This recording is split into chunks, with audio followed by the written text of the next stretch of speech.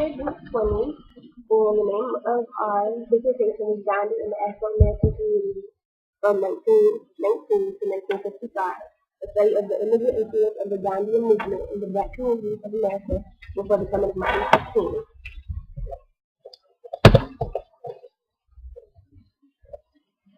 I handled chapter one of Master Code. Chapter one is basically the African Americans in the world of color. The main theme was solidarity, which means like unity to come together. Like that's what the boys wanted within the world, within the world for blacks and Indians to come together and basically work out and unite.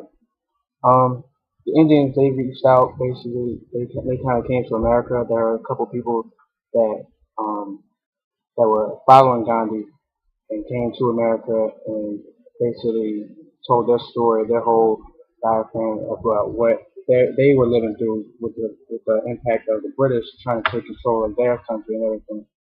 And there was another one I'm saying like the two people they were Lala Lajpat Rai and Haradas B. Mazumdar. Saying those are two people they actually like Rai he actually was in like a partner with Du Bois. Like he came within the board and kind of they went through the education for blacks. He seen education for blacks. He seen the lifestyle for blacks here in America and basically facilitated and like compared his life here in America and his life over there in India. As for Mazumdar, he joined forces with Garvey. And with Garvey, they basically constructed a whole bunch of people together from all across the world and influence their cultural aspects from India and here in America. They influenced those and showed everybody that they should just come together. So really, it was like that like the mass movement that Garvey had is basically with like with, they're basically related to those that he had with India. And he believed that all cultures from around the world should come together. And that was really my chapter.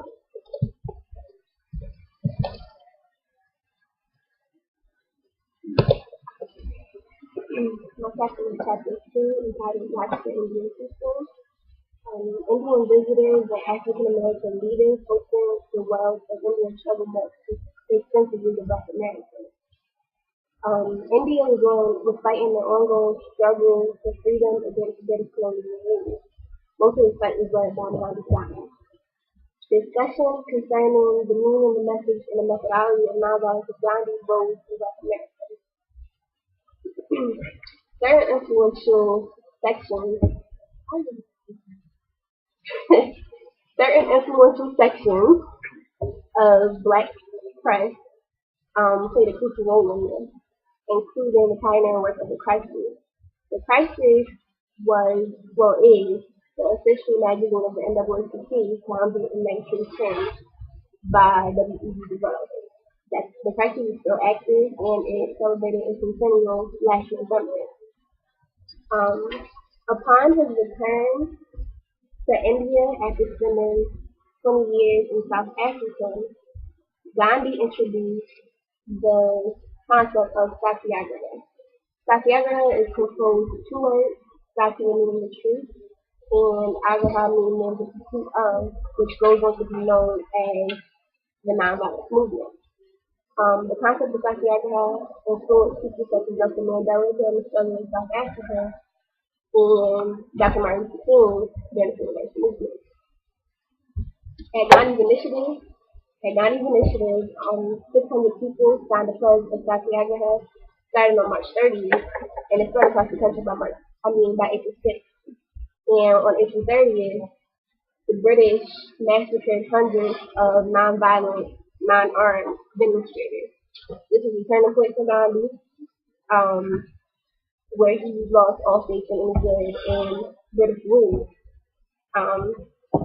Which led to the non-cooperation movement, which was launched in 1921 to resist British occupation in India through nonviolence.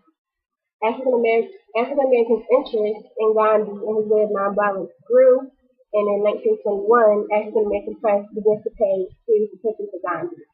It continued to convey it throughout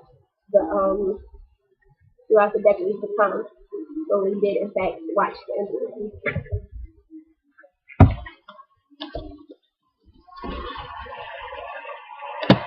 My name is Laquan Jones. I did chapter 3, and it was called We Need a Gandhi. It was basically about how Gandhi's movement started to call a Negro Gandhi, and there was often a comparison of Gandhi and his nonviolent ways and the ways of Jesus Christ. It was said that Gandhi knew the needs of his people just as Jesus did, and he was there to save them, and he was their voice. Gandhi believed that boycotting in India helped him to get progress with people, and he thought that African Americans in America should do the same. They should boycott the economics in America. But certain people believed that it wouldn't work because of the people that they were going up against in America. They were not the same. And um, he tried to get the British government to change their constitution for untouchables. And untouchables were also known as Howardens. They were said to be the African Americans, the famous African Americans in India, whereas African Americans face segregation, Indians face untouchability. Untouchables were the lowest of the caste system in India, and they were poor. They were born that way, and there was nothing they could do about it. So Gandhi decided to bring about a movement where they would fast until either the death or the government changed the constitution. It was said that Booker T. Washington was the Negro Gandhi because he was the one who started leading African Americans. But I disagree with that strongly. I believe that Martin Luther King Jr. was more of a Negro Gandhi instead of Booker T because he was more of the passive type of person, and he actually was out there like Gandhi fighting for the rights of African Americans, whereas Booker T. Washington was more of the we should sit back and wait, this is not time yet. But African Americans had doubts as well in Gandhianism. Certain ones were um, George Schuler, who was a columnist for the Courier. He said that government was established by force and it can only be overturned in that same manner. He said that by practicing civil disobedience, it would be a suicide for African Americans. Ultimately, African Americans would be killed continuously by Native Americans. Another person who disagreed with Gandhianism was a man named William Pickens. He was a writer and active member of the NAACP. He said that resistance is always active, and prayer coupled with work, suffering, sacrifice, and courage of performance would ultimately bring African Americans progress, not just sitting around and boycotting, which Gandhi was. Um, and that's it. Hi, my name is Christy Robinson, and I did chapter 4 of the DSU, and my chapter focuses on Gandhi's followers. One of his main followers was Andrew, and he was a British white man who made a commitment to fight for Indians. And Andrews would go to history to teach about Gandhi and some of his philosophy. And Andrews was pretty amazed that the students in the issues he used wanted to study Gandhi perfectly. Some of his philosophies were war without arms and also Ashima meant love, and Gandhi believed that Ashima is higher than any other force. Another thing that Gandhi believed in was he wanted people to be humble, and he didn't believe that violence is the best way to do that. Opposing a friendship is basically when social pressures from different issues got to go to India to meet Gandhi. And during this meeting, they both got to ask each other questions. Gandhi was really interested in knowing about how African Americans overcame slavery and the African American professors at Gandhi. What would you do if you two war brothers were lynched? How would you handle it? And one of Gandhi's main things was nonviolence about spirituality and faith, and that if you have a strong faith in God, you can overcome anything. Another one of Gandhi's followers was Benjamin E. Lewis, and he wrote many books about Gandhi and studied Gandhi. And one of the biggest things that he learned with Gandhi is the quote that I have, and it's when a place ceases to be afraid, it is free. And I think he stuck out a lot to African Americans because for the first time, they were able to sacrifice for what they believed in, and if they weren't afraid to go to jail or die to say. So it's pretty safe to say that without Gandhi, there wouldn't be money.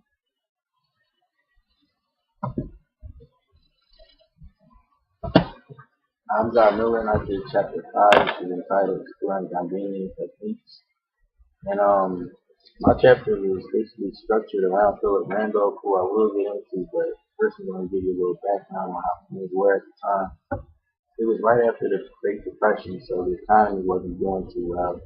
And America basically, because of the European war that was going on, we saw fit to expand our wartime production, which made a lot of jobs available, but due to discrimination, the jobs weren't available to African Americans.